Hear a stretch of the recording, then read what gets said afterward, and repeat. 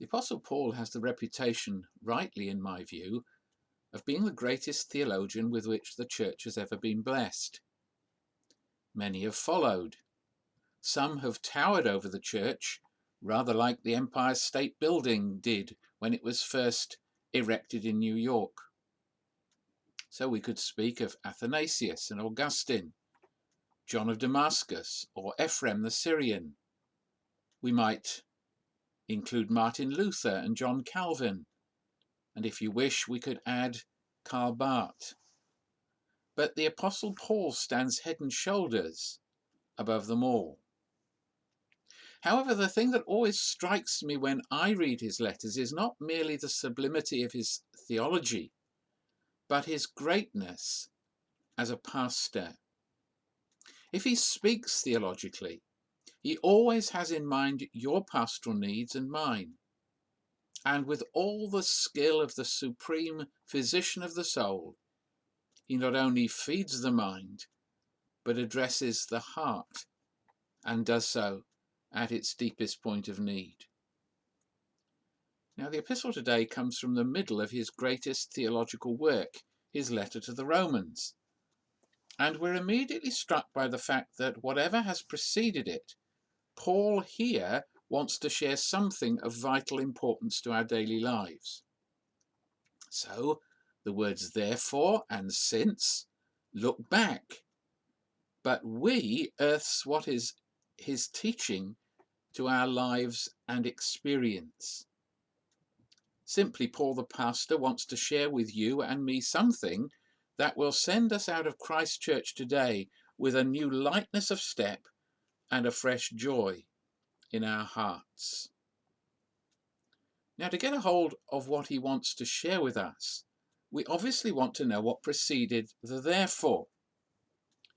In chapter 1 verse 18 through to chapter 4 verse 25, Paul has been addressing a question that he knew was dividing the church in Rome. Simply put, the question was, what was the relationship between faith in God under the Old Testament and faith now that Christ had come? The details of Paul's argument cannot detain us here and don't need to, but in these early chapters, two great truths were taught by the apostle. The first is that he emphasized that all men and women are alike under God's wrath, because they fall short of the only standard which counts, the glory of God, to which he refers in chapter 3 and verse 23. This is true, he explained, of the totally immoral, who are the subjects of chapter 1 verses 18 to 32, those who are moral persons, who are the people he has in view in chapter 2 verses 1 to 16, and those who are religious, whom he addresses in chapter 2 verses 17 and through to chapter 3 verse 20. Consequently, he concludes, all are under God's wrath and are subject to eternal death. And that, of course, includes us. But Paul's second point is this: God, he said, had intervened in this helpless and hopeless situation. At great cost to himself, he freely forgave sinful men and women. He achieved this through his Son, Jesus. Jesus, he argued, on the cross took our place as our substitute, bore the penalty of our failure to live to God's glory, and paid the price that enables us to be freed from the just judgment of God. Thus, by faith, by trusting in Jesus, we are forgiven. And he explains that more fully in chapter 3 verse 21 through to chapter 4 verse 25, which is immediately before our reading this morning. Now in chapter 5 verse 1 to 8:39, Paul the pastor seeks to spell out for every true believer, to every one of us, the practical and glorious consequences of this salvation. He does so by telling us there are four great freedoms which are ours. We are free from God's wrath, chapter 5. We are freed from sin, chapter 6. We are no longer in bondage to the demands of God that we found impossible to meet, chapter 7. and ultimately we are free from eternal death. Chapter 8. So our passage comes right at the beginning of a chapter devoted to setting out the consequences of our no longer being under God's wrath.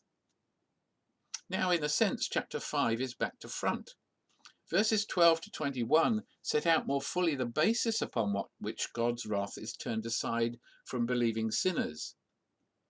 Verses 1 to 11, meanwhile, offer the practical blessings which arise from this. This is typical of Paul. He shows his pastoral concern before going on to explain in more detail the basis of the advice that he gives. However, as we turn to the first 5 verses, I want you to see that Paul sets before us 4 great truths to live by. Firstly, as verse 1 tells us, though formerly enemies, we are now at peace with God. We now enjoy a new relationship with God. Harmony reigns. Now this really is good news, truth to live by. The fact is that our world is riddled with a sense of profound unease. Of course, we don't call it sin, and we don't realize the reason is that we are out of fellowship with God, but the universal feeling is there. And though we cover it up by trying to ignore it in the pursuit of ephemeral things, it never goes away. It is seen in the restlessness of the world and of our own hearts. But if we acknowledge the cause, our being alienated from God, and recognize that in Jesus this is sorted, there is a peace we should find, a rest to which before we were strangers. And here Paul has believers like you and me especially in view. We can forget what he is teaching, we may lose our own focus, and we may lose our peace. We may fail to find this peace in our own experience. If so, we need to remember Augustus Toplady's explanation in verse of this very point. He said, and I quote, "When Satan tempts me to despair and tells me of the guilt within, upwards I look and see him there who made an end of all my sin." Sisters and brothers, if we grasp this, we will leave this morning, whether it's virtual church or not, skipping and singing. But this is only the first point Paul makes. In verse 2, he tells us that because of Jesus we can enjoy fellowship with God. God has not simply brought to an end the enmity which formerly existed between him and us. He now waits to welcome us into the fellowship of the loving family life that Father, Son, and Holy Spirit have always enjoyed from eternity past. He wants to hear from us. He wants to speak loving words of comfort to our hearts. He wants us to find delight in his presence just as he finds delight in ours. Such a privilege that Paul declares is ours, I suggest should make even our zimmers and our sticks start to dance. However, again, that is not all. We are only halfway through what Paul wants us to know. So thirdly, we have, as he explains in verse 3, hope. Now in the Bible, hope is not a vague wishfulness, but a sure and certain confidence. And this confidence is, says Paul, the glory of God. But what does he mean by the glory of God? In the New Testament, the glorious end of our salvation will be the revelation of God's majestic glory. And at that time we will be transformed by that glory and reflect it ourselves. We will share, and this must be said reverently, in the very glory of God himself. But at this point, Paul the pastor once again comes to the fore. Look at verses 3 and 4. Paul is a realist. He knows that the pressure of the world, especially upon those who are seeking to live lives that honour Jesus, is such that suffering is an inevitability. External pressures and burdens and internal vexations and anxieties and even sickness will surround us as God's beloved children and sometimes threaten to overwhelm us. Paul recognizes this, but tells us that our hope is the great antidote to our suffering. Elsewhere, Paul teaches that suffering gives rise to an exhibition of the power and the grace of Christ in us and benefits the church. But here, he emphasizes that suffering develops Christian graces when accompanied by hope, and this is equipping us for glory. Thus, in hope, we can rejoice even amid the anguish of suffering, knowing that it is God's purpose to work through these very things to bless and us and to glorify him. This does not mean that suffering and pain cannot be excruciating. However, it does mean that if we know Jesus, the edge of that pain is removed because we know where it is leading, and paradoxically, we know that it is doing us eternal good. Rather, I suppose, like a glorified nasty medicine. So to Paul's final point. It's a simple one and has run through much of what he has said before in this letter. It will also sustain much of what he subsequently says. But what he says is this: because of all that Jesus has done for us, because he has done what we might call the complete job, we can have assurance of our present status as the children of God, and still more wonderfully, certainty as to our final victory when his glory is revealed.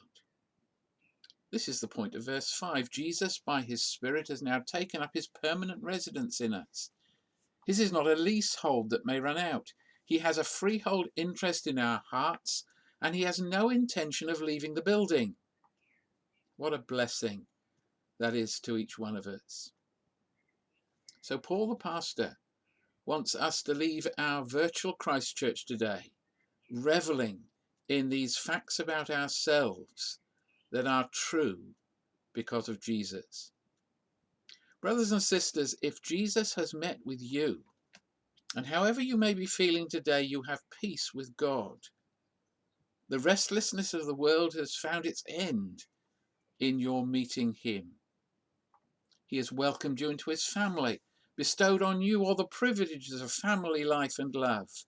He has given you a sure hope, not only as to where you're going, but of the transformation he will work in you in the life to come. He has assured you that your present pains and distresses are preparing you for that day. They're not pointless. And he has assured you that, having come to live within you, he has no intention of abandoning you. However dark and frightening the future sometimes appears, we are safe in his enfolding embrace. And if you've not met Jesus, speak to those who have. Ask them to show you the way to him. They'll be delighted to show you and accompany you to introduce you to the one you seek.